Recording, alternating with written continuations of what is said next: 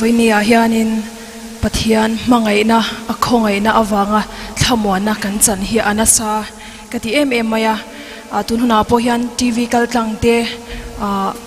kan mobile phone satangte YouTube atangte khanin kan lo en ni in ka sia a chuwang chuanin thutlem te hantar lan vele lok ka du'a milo she thiamula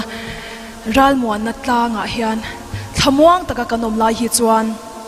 keimania kan nuna hian rin na thula li swa Krista ka ring ti hi soimai hi har sa lo thina ni amai ro chu hun har sa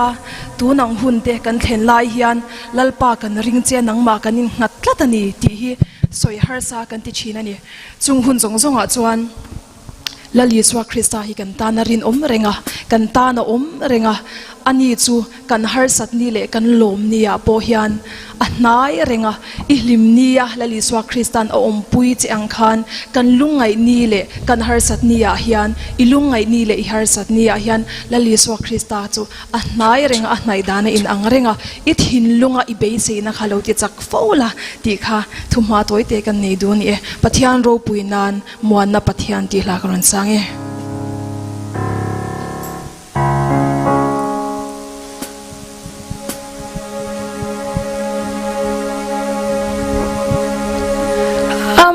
chu Muanna Pathian har sat lai po nai re boy na zong po akia tira lim ni a Pathian chu har sat